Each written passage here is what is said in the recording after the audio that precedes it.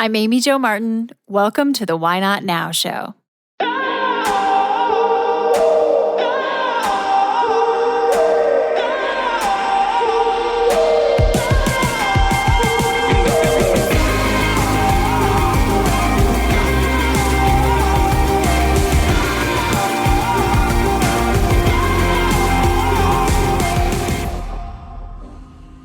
You know that thing you've been thinking about doing?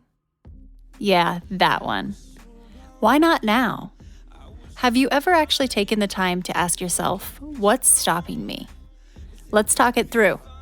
This is your chance to give that idea the attention it deserves and take action. Each episode, I have a chat with a fascinating person, from entrepreneurs to athletes, celebrities, my parents, rocket scientists, and all walks of life. We talk through a critical time when they've asked themselves, why not now? We dissect that day or even that moment, step by step.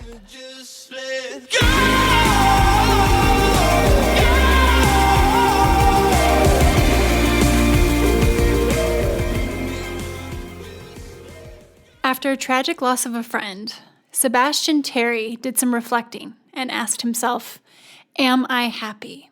His answer was no. Next, he wrote down a list of 100 things that he always wanted to achieve. Over the past 10 years, checking items off this list has become his full-time job. A few of the things on his list included marrying a stranger in Las Vegas and delivering a baby. What Sebastian realized throughout this process is that he gained the most happiness from helping other people check items off their own list. He's written a book about his adventure, and he's even been on a TV show. His next goal is to develop a way to scale this concept and create a marketplace for people helping one another. We tackle the most taboo topics on the Why Not Now show. Oftentimes, you're hearing guests share things they've never shared before. In the spirit of things we don't typically talk about, you should know that the Why Not Now show is supported by Poo-Pourri. Yep, the original before you go toilet spray. It's magic. My friends at Poo-Pourri have literally taken the smell out of you know what. This pure blend of essential oils stops bathroom odor before it begins. Visit poopourri.com, and Why Not Now listeners get 20% off with code Why Not Now. That's all one word. Also, you can now get Poo-Pourri at Target. Sebastian, welcome to the show. How are you today? I'm great. Thanks for having me. Absolutely. It was so good to see you in person recently, and now here you are. So let's hop in the spirit of why not now. Can you tell me about a time when you had to ask yourself that question, why not now? And we'll dissect it and talk it through.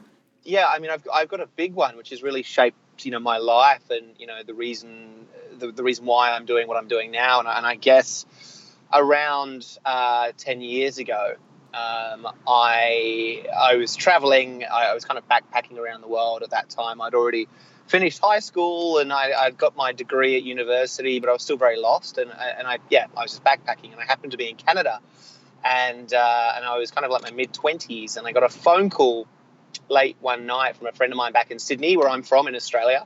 And he broke the news to me that one of my best mates growing up, a guy called Chris, who I surfed with and drank plenty of beers with, and was very close with the family. Everyone knew Chris. Chris was this very central character on the northern beaches, this community in Sydney. And anyway, my friend who rang me up in the middle of the night whilst I was in Canada shared with me the news that Chris had tragically died overnight. And I don't know, I guess, we've all been through, a situation where we've heard that news. And I guess like the common reaction is to kind of, question what you're doing and why you're doing it and how are you happy, etc. And I guess I was no different. But the more I thought about this in this horrible moment in the middle of the night in Canada, the more I thought about kind of where I was in my life, the more confused I got. And I just remember asking quite simply about Chris, like if he knew he only had 24 years on Earth, which is, how old he was when he passed away, given another chance, would he live the same way? Was he ultimately happy with the way he was living his life and how he was being? Or if given another 24 years, would he change everything? And I obviously couldn't answer on his behalf, or even ask him about it. But the more I thought about it, the more I sort of came to the conclusion that I don't think he would have changed a thing. I think he was really happy. And I thought, how wonderful. A life far too short, but well lived at least. And then I turned that question on myself, and I pretended as if it was my last day. And I just thought, well, if I was going to die today, could I look back at my entire life from this point back and, really, say the same thing, that if I was to die today, I'd be happy? Or if I got to redo it all again, would I live in a different way? And, it was the first time I ever gave myself permission to consider that question. And I very quickly came to this kind of realization that I was actually really unhappy, and I didn't know who I was. I didn't know what I stood for. I didn't know what I valued. I didn't know what I was passionate about in life. I just didn't know who I was at 24. And I thought, well, shit, that's not good. How do I kind of start to dig into that? Because it was a very kind of, a big wake-up call, so to speak. And so I just got out a pen and paper, and I jotted down things in a list format that I thought would make me smile if I tried them, things that I thought would allow me to experience life in a way I hadn't, things that I thought would allow me to grow. And this list turned from 1 to 10 to 20, 50, 100 things. And I looked down at this bit of paper staring at 100 things, and I thought, well, if I'm serious about prioritizing my happiness, which is kind of the conclusion I came to, I just need to start. And why would I not start that right now? To your point, why not now? And so I did. I dropped everything in my life, and I took off on this adventure, which, is about 8.5 years old now. And it's completely changed my life and brought to it so much more. And, along the way, it's become accidentally popular. And I guess the best part is it's really resonated with the global audience. And that was my absolute why not now moment. Yeah. And what a moment. I mean, this is talk about taking action. And that's where, a lot of people might go through that experience and then be jolted for a little while, maybe a week, a month, a little longer, but not really act upon it. And so that's what's really unique about your situation is you've consistently kept it top of mind and at the spotlight of your life. And so what was that very first step after you wrote down these things that turned into a list of 100? What was the very first move that solidified this was happening? I know you spoke with your mom. Yeah. So I spoke with my mum. She had this kind of expectation that I would, with my newly found degree and getting a little bit of travel out of my system, I'd return to Sydney, find a job, a career, and make money and make her proud and happy. And I remember saying to her, well, look, I've actually got this list of 100 things, and, I want to do an Olympic ski jump. I want to be in a Bollywood movie. And, she got very upset. And, she said, what does success look like? What is that? You're older, you're not a kid. You should be, focusing on a career. How do you know you're not going to end up on the streets? To which I replied, well, I am actually. It's on my list. It's number 38. So that didn't help. But yeah, I mean, there was that, because I guess we will have a lot of generational societal pressure, especially from, within your family as to how you should be. And so there was that type of thing. But to be honest, it was as soon as I kind of had my list there, and I didn't really have any money. I just made sure my debt at least was all paid off. And I suppose I put my list on paper. I then bought a massive world map, and I got 100 little sticky Post-it notes, little tiny ones, and I put each item on a little Post-it note, and I put that up on the map. And I remember just looking up at this map and thinking, well, that's clearly what I have to do. So I basically severed all my other commitments in life, which at the time was a business that I had started with a friend. It went on to make money for somebody else, not me, because we ended up selling it. And I think I got $9,000, which is great because I didn't have any other money. So I had $9,000. And then, I bought my plane ticket, and, and I had my list, and that was it for me. I basically left with $9,000, a backpack, a list of 100 things. But it sounds very sort of cheesy, but, a head full of dreams and a heart willing to throw myself, everything I had, at this list. And I just hoped that it would allow me to smile more in life. And that was it. It was just a very, if you will, selfish decision, actually. But I also think that being selfish is really important to, eventually be more selfless to others. Absolutely. And that's definitely where your journey and storyline goes, and we'll get there. Before we do, we have to touch on a couple of, I guess, my favorite things on your list of 100 things. Sure. One of which, tell us about getting married in Vegas. Yeah, so look, it's an odd one, and people kind of judge me a little bit for it, but I don't mind. That's fine. Yeah, I'd always, being an Australian, being somewhat sheltered growing up, there was, I once heard that you could get married in Las Vegas to a stranger for 24 hours, and I thought, well, if that's legal, how can that be wrong? So yeah, it was on my list. So it was pretty much the first thing I did. I got this phone call, as I said, which was, the news was shared with me that I'd lost my friend, and I thought, well, that's it. I just kind of felt inspired to, go and do this thing that I knew I'd always wanted to do. So I flew to Las Vegas by myself. It's a long story, but the short version is that I met a stripper mud wrestling. Her name was Crystal. I proposed to her. She said yes, because, and I said, why did you say yes? And she said she wasn't doing anything the next day, which was hilarious. So that was that. I then went chapel shopping to find a cheap little, wedding drive-through. And I found one called the Say I Do wedding drive-through. There were about 30 strangers there, none of whom I knew. They just heard what was happening.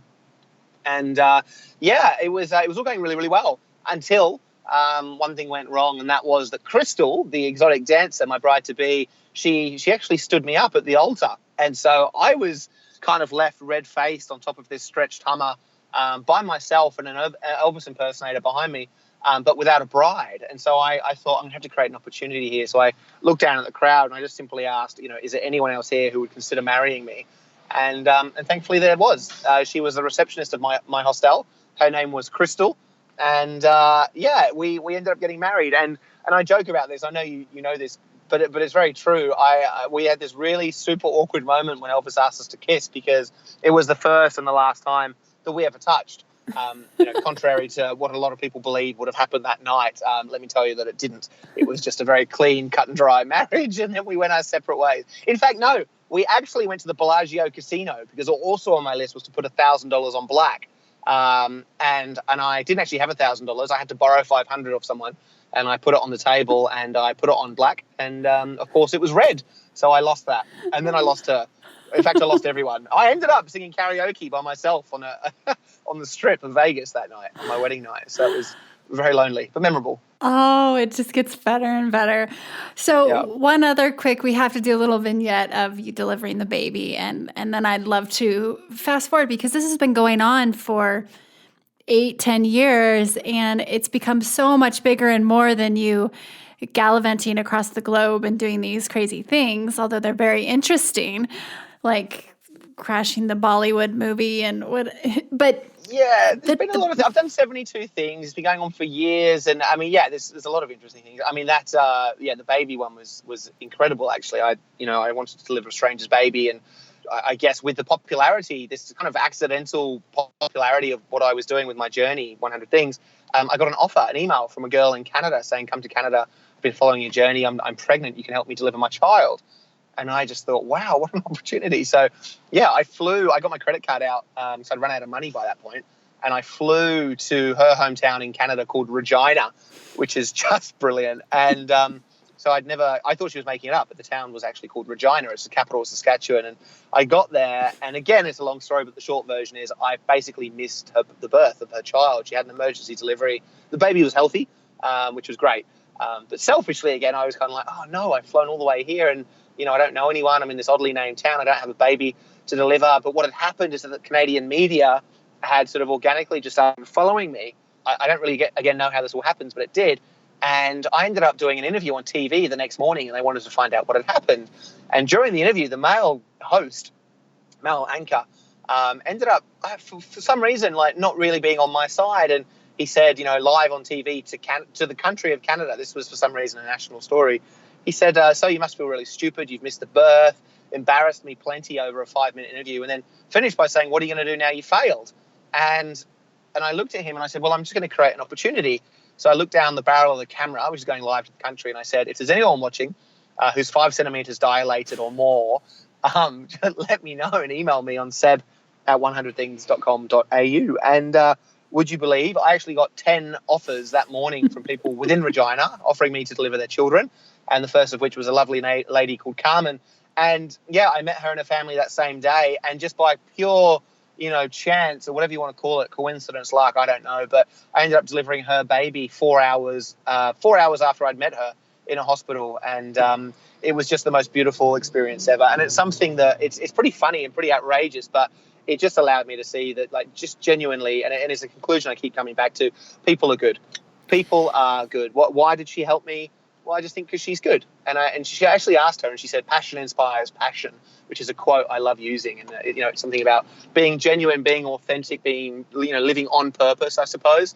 It allows us to connect with people who want to help out, which is everyone, essentially. So that baby, by the way, has just turned 7 years old. And I just actually gave a talk in Canada, coincidentally in the province of Saskatchewan, right near Regina. So I just went and saw her and this baby who's now 7 years old. That was just 2 weeks ago. And it was such a cool experience. I saw that photo that you posted, and having hung out with you quite a bit, Seb, and as friends, I can say it's not just luck. You can't make this stuff up. And you attract adventure, but a kindness, because you are so genuine and kind. And that's nice of you. Thank you. Oh, you're welcome. Well, it's true, because these things, they just happen all the time to you too, and you welcome them into your life. We're going to take a quick break, and we'll be right back with Sebastian. I want to tell you about my partners at Design Pickle. You know when you're in a pickle because you need a design, but you don't have the time or maybe even the skill to do it yourself. Many of us have been there. Design Pickle has been a lifesaver for me. Here's how they're set up. You pay a flat rate monthly fee of $370, and you're given a dedicated designer for all of your needs. You heard that right. Unlimited graphic designs, unlimited requests, and the first 14 days are risk-free. You get a full refund if you cancel in the first 2 weeks. Why Not Now listeners like yourself get 30% off their first month, which means you only pay $259 for your first month at Design Pickle. You can go to designpickle.com/why not now to redeem the offer. For me, the process has been painless and ego-free. In fact, many of the posts you're seeing on my social media channels were created by my buddies at Design Pickle, specifically Jacob at Design Pickle. That's what's cool, is that you get a dedicated designer.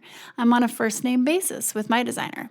A mentor once said to me, just because you can doesn't always mean you should. Do what you're uniquely qualified to do. Design Pickle helps me do just that. So your first month is only $259. Go to designpickle.com/why not now to redeem the offer. So tell me about this move recently to America. Yeah, I mean, this journey was never planned. It was never meant to do anything or be anything. It was just my own little thing, right, for me to try and get a bit more purpose and smile more. But what happened is that, I started being interviewed on TV, and I got asked to write a book, and it got turned into a show, and this idea of one man achieving goals. And it was all very odd because, I mean, really, why is that special? Someone doing the things he wants to do. It's somewhat, selfish and self-indulgent, but, really that's what we're here to do. We dream naturally, and we aspire to do things, and then we try and do it. And that's kind of what the world's about. And what happened though with all this popularity, which was all really fun and stuff, mind you, but the best part of it was people would start to email me, and they'd say, look, we heard about you. We read your book, or we saw you on TV, or you did a talk at our business or school, and they would say, I've started my list. So they started sending me these lists, like unsolicited lists I would just start receiving from all over the world. And so that was awesome. So I changed my website into an online community where people get to share their goals. But then people started asking me for help, and they'd say, this is my story. Are you able to help me in any way, shape, or form? And so I basically found myself in this position where I've received really deep emails from people who really needed a helping hand. And, sometimes people were, disabled or I guess having no money or living in the middle of nowhere. But other times there were able-bodied people who just needed advice and they just wanted to connect with someone, or people who were wealthy, or people who lived in the middle of big cities. It was really odd. So anyway, the first guy I felt I could help was a guy called Mark, who was a quadriplegic. He'd been bitten by a tick and given Lyme's disease as a 30-year-old. So he went from being able-bodied into a quadriplegic. And his goal was to run a half marathon. And, I just felt very compelled to help him. So I met up with Mark, and I ended up signing us up for a Melbourne half marathon. And I pushed him in his wheelchair the whole way. And it was the best thing I ever did in my life. And the best thing about that event was not only did we get Mark across the line, but by the end of the race, all these strangers had helped me push him as well. And with that story getting a little bit of traction on the media, I started getting emails from lots of other people saying, can you help me in this way, that way?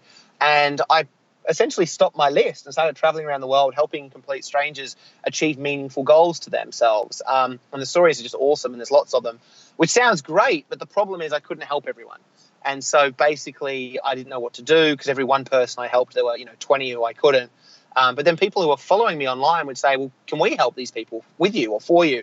And I would say, yeah, absolutely. So I became kind of a matchmaker, introducing people who needed help to those who can help on this peer-to-peer level.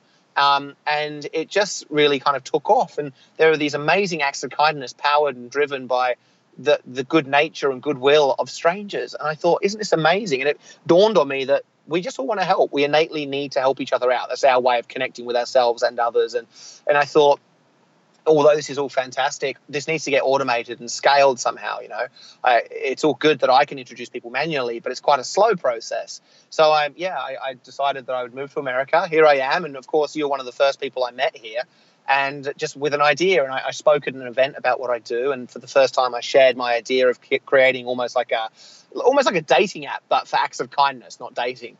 And there was this huge kind of surge of support behind me.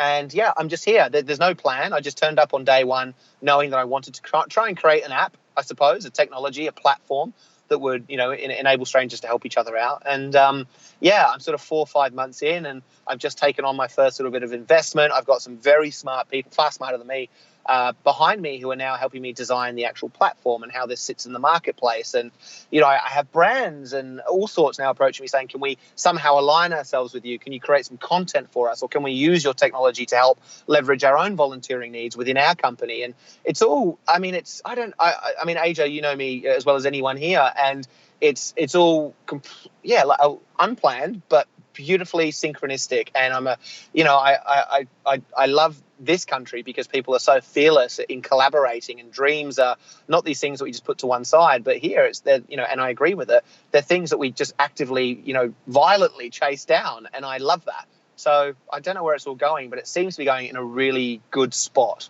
It is. It's going in a very positive direction. One of the things I just want to zoom in on and give it the, I think, attention that deserves about this recent last chapter of 6 months or so.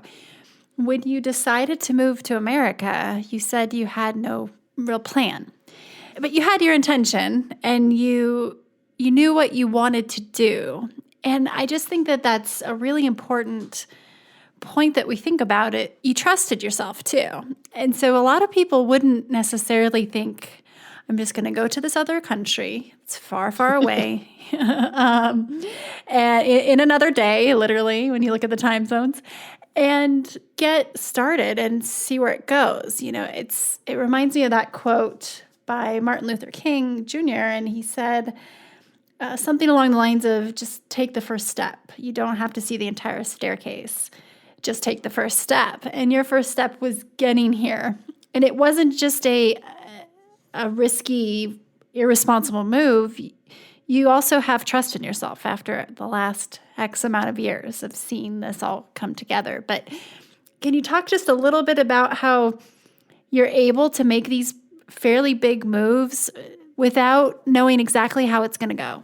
Yeah, I think that exactly what you just said actually is what I believe. I talk about that a little bit. Like, I don't think it's impossible from the start line to know how a journey is going to go. I think you just have to, in fact, like, rather than knowing how something is going to unfold, I think the most important thing is why you're throwing yourself at it. If you understand your reasoning, which I think is attributed to your values, right?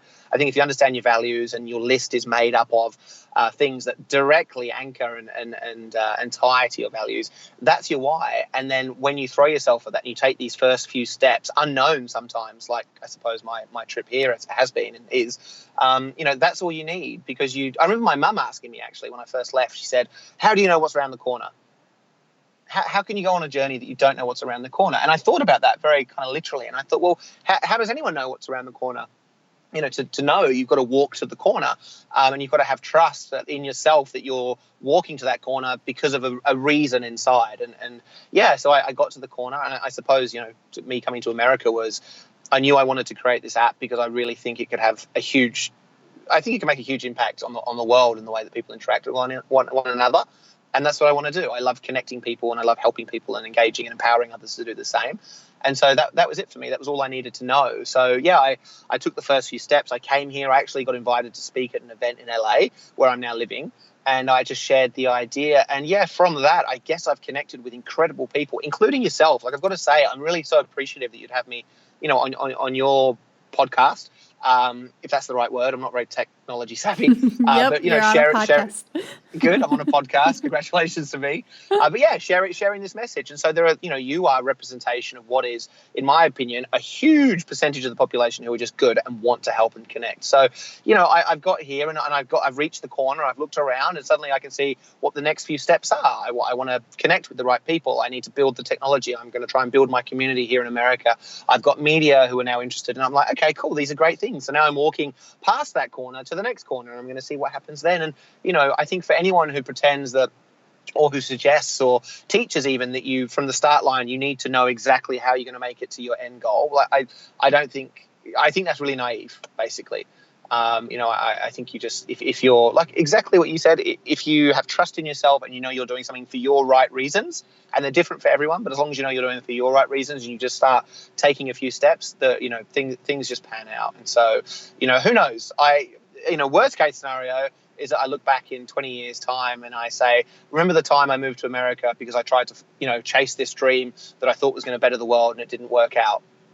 I mean, that's not that bad. The worst, what I would hate even more is, well, in 20 years' time, looking back and going, well, remember the time I didn't move to America when I had that opportunity to try and do something that would make a difference.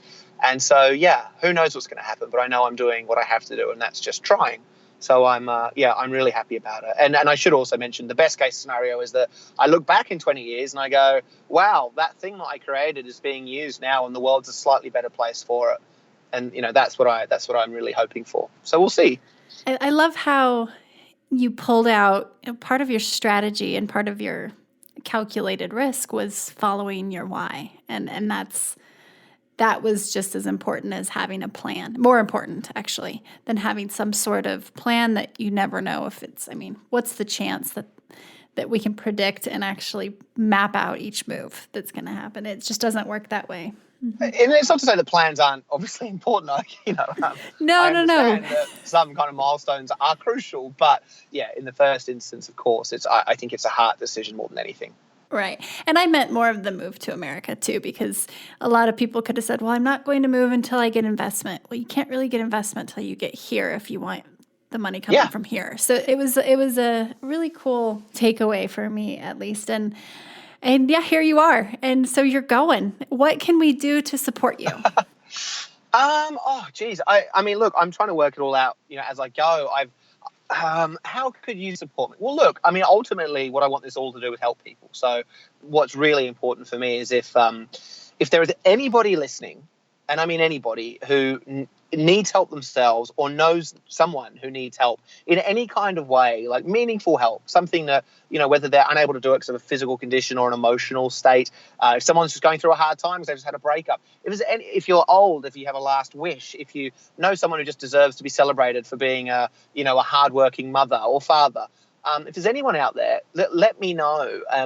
Email me or get in touch, and I guess I can share my details at the end. But because I want to help, and I know a lot of people who want to help.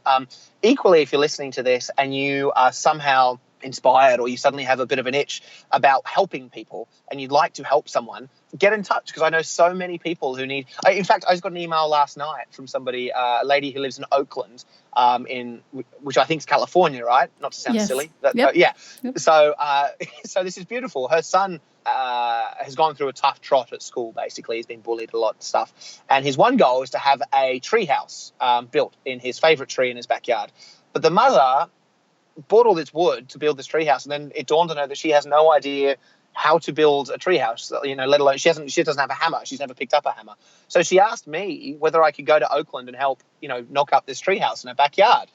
I'd love to, but I also am not going to, because I know that there's someone in or around Oakland who would do this. So, that's just like a perfect example of this kind of stuff. So, yeah, if there's someone in Oakland who wants to build a treehouse, let me know.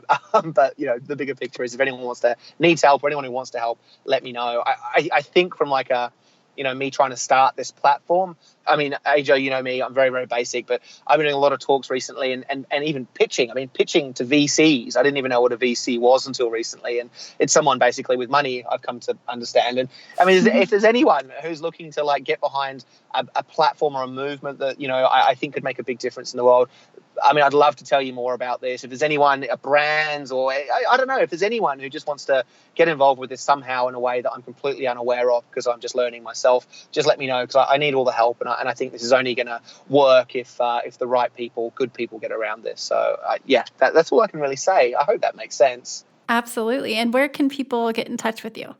So my email address is seb, S-E-B, at 100things.com.au for Australia. I mean, I'm of course on social media. I think my Instagram is Seb, again, S-E-B, 100 Things. Facebook, I'm Sebastian Terry, or 100 Things again. My website is 100things.com.au. Failing that, anyone can ask AJ for my phone number and you can hand it out. There you go. There you go. Awesome.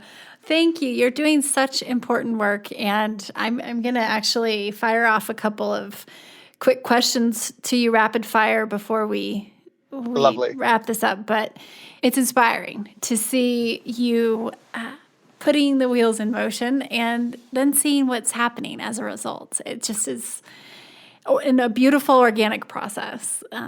And thank you. It means a lot coming from you, because I love and respect who you are and what you're doing, and knowing your story as well. It's just so nice to be within your world. So thank you. Oh, thanks.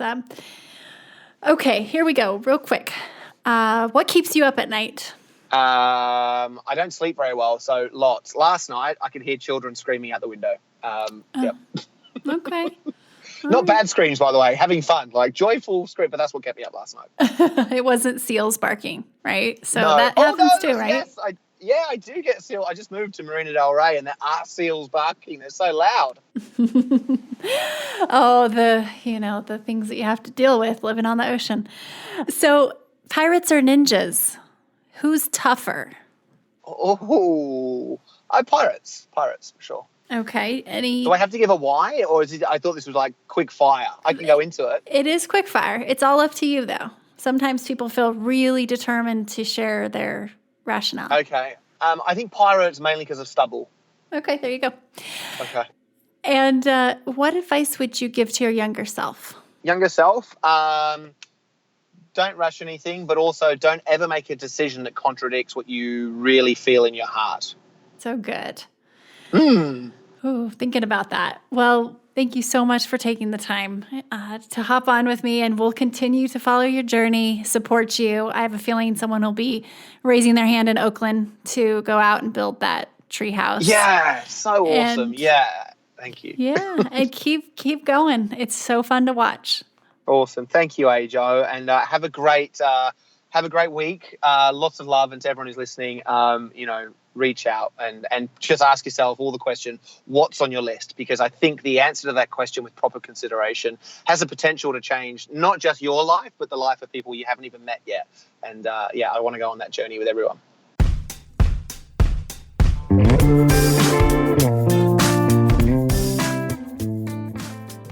Hey everyone, thanks for listening to the show. Hit me up on social media to let me know what you think. I'm at Amy Jo Martin on Twitter, Facebook, Instagram, and LinkedIn. And I want to hear your Why Not Now moments so I can share them on the show. Just send me a note to whynotnow@amyjomartin.com. For show notes and other offers, you can visit amyjomartin.com/whynotnow.